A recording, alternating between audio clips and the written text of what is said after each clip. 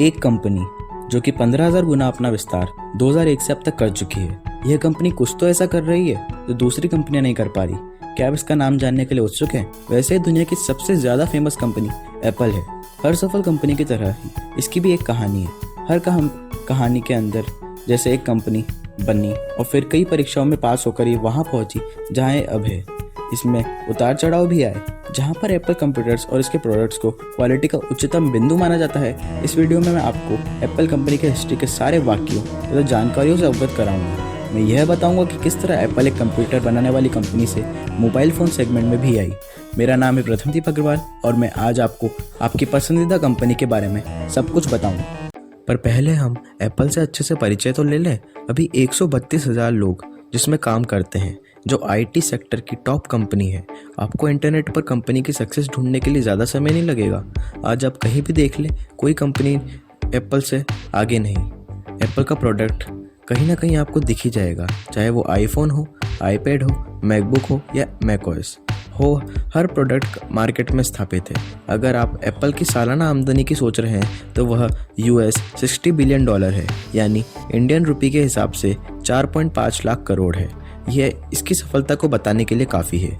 अब हम इसकी हिस्ट्री के बारे में जानते हैं। पहले हम इसके फाउंडिंग मेंबर्स को जानते हैं। एप्पल की स्थापना 2 स्टीव ने 1976 में की थी। उन स्टीव्स के नाम हैं स्टीव जॉब्स तथा स्टीव वोजनियाक।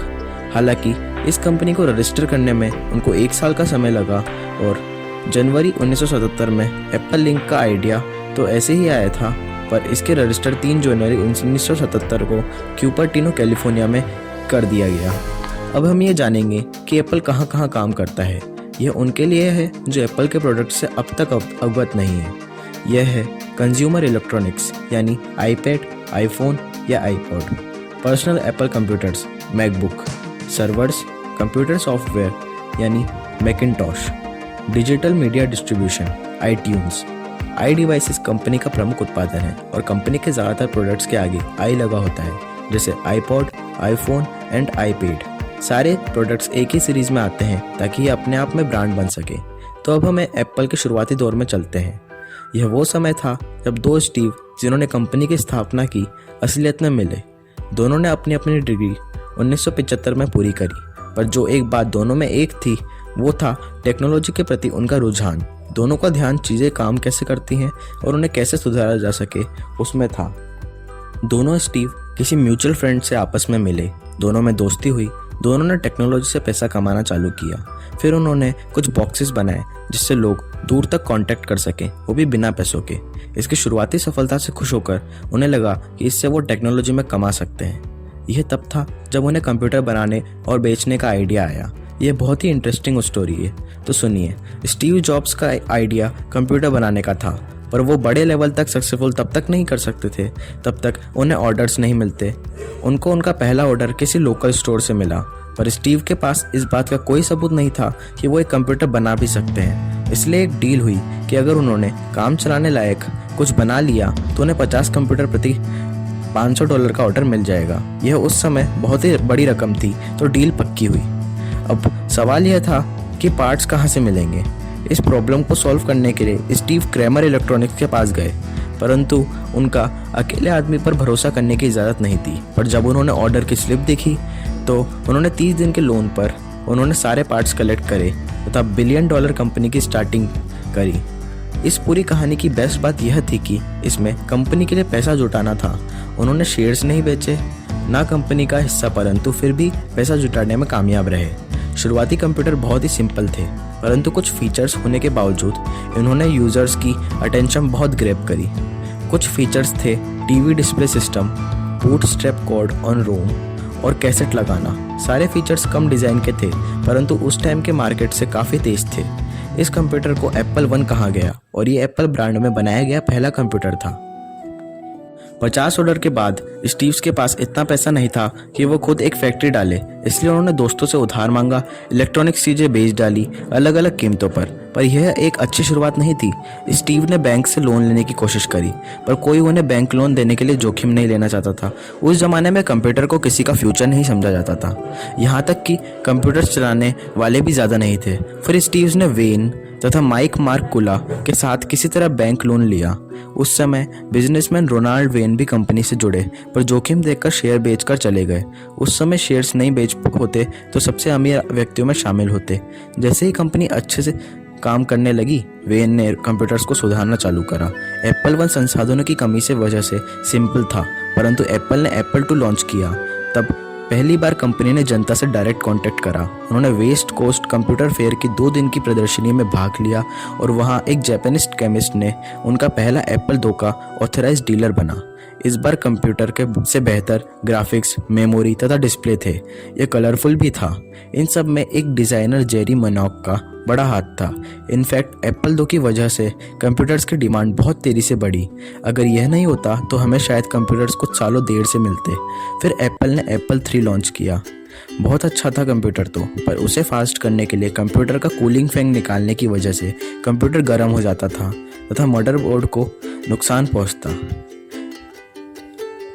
और कंपनी ने सॉल्यूशन क्या दिया? कंप्यूटर को ऊपर उठाकर रख दो। अगर आपको यह फनी लगा तो हाँ, ये काफ़ी अजीब था। फिर कंपनी एप्पल 4 लॉन्च किया, एप्पल 3 की कमियों से सीखते हुए। एप्पल का एक बड़ा कारनामा था इसका IPO यानी इनिशियल पब्लिक ऑफरिंग। जब कंपनी ने 1980 में कंपनी के शेयर्स ऑफर किए तो वो बहुत ज़्यादा सक्सेसफुल हुए। उन्होंने फोर्ड कंपनी के iPod को भी पीछे छोड़ दिया। IPO की सफलता से एक नए युग की शुरुआत हुई। उस समय स्टीव जॉब्स की स्पीचेस भी काफ़ी फेमस होने लगी। 1984 तक एप्पल एक बड़ा ब्रांड बन चुका था। एप्पल ने टीवी पर एड्स करे, मैगजीन्स छापी, एप्पल की छवि दुनिया भर में फेमस हुई। फिर एप्पल ने अपना सॉफ्टवेयर मैकिन्टॉश लॉन्च किया और उसे मार्केट किया। शुरुआत में लोगों ने इसका मजाक उड़ाया, पर बाद में यह बहुत फेमस हुआ। एप्पल कंपनी में एक वक्त ऐसा भी आया जब CEO स्कली तथा स्टीव जॉब्स के आपसी मतभेदों की वजह से स्टीव जॉब्स को कंपनी से निकाल दिया गया। दरअसल स्टीव मैकिन्टॉश पे काम करना चाहते थे, पर स्कली एप्पल कंप्यूटर्स पर। शुरुआत से तय हुआ था कि मैकिन्टॉश पर आगे बढ़ा जाएगा, पर उसकी असफलता तथा बेइज्जती से स्टीव कंपनी से अलग हो गए। फिर स्टीव ने कई कंपनियों में इन्वेस्ट किया। ज़्यादातर कंपनियां सफल हुई, परंतु पैसे में कुछ खास कमाल नहीं दिखा पाई। अब स्कली कंपनी की बॉस थी। उन्होंने कंपनी को बेहतर बनाने के लिए 5 छोटी कंपनीज को खरीदा।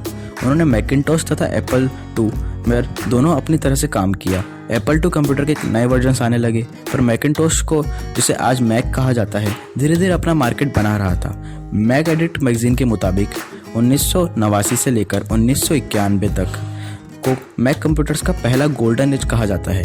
एप्पल इंटरनेट के आने पर पहली 100 कंपनी में शामिल थी, जिसमें apple.com डोमेन खरीदा, जो अब 32 साल से ज़्यादा पुराना है। हर कंपनी की तरह एप्पल में भी बहुत सारे उतार चढ़ाव आए। 1996 तक जो इमेज कंपनी ने बनाई थी वो गिरने लगी। कोई नए प्रोडक्ट्स मार्केट में नहीं था और पुराने प्रोडक्ट्स को कंपटीशन मिल रहा था। ऐसा लगने लगा था कि कंपनी अब खत्म हो जाएगी। पर स्टीव जॉब्स की कंपनी में वापसी हुई। शुरुआत में टेम्पररी CEO के तौर पर और बाद में परमानेंट। उन्होंने कंपनी को पूरी तरह से बदल दिया। शुरुआत में सब कुछ बदला। एप्पल स्टोर बनाया, पर्सनल गैजेट्स लाए तथा माइक्रोसॉफ्ट के साथ पार्टनरशिप की। वास्तव में उन्होंने कंपनी को वापस पटरी पर ला दिया। अगस्त 2011 में उन्होंने हेल्थ इश्यूज से CEO का इस्तीफा दिया और अक्टूबर में पैनक्रियाटिक कैंसर से उनकी दुखद मृत्यु हो गई। कंपनी तब तक काफ़ी तरक्की कर चुकी थी। Apple watches, best technology, personal gadgets ने एप्पल की प्रतिष्ठा बढ़ाई। आज एप्पल के आईपैड्स तथा एयरपोर्ट्स मार्केट में धूम मचा रहे हैं तथा आईफोन तो सारे फोन्स का राजा है ही। कंपनी में उतार चढ़ाव आए। स्टीव जॉब्स को कंपनी की सफलता का बड़ा श्रेय दिया जाता है। तो यह थी एप्पल की हिस्ट्री। अगर वीडियो अच्छा लगा तो लाइक करें तथा शेयर करें, और मैं और भी ऐसे वीडियो बनाऊंगा। Thank you for giving your valuable time to me. Thank you.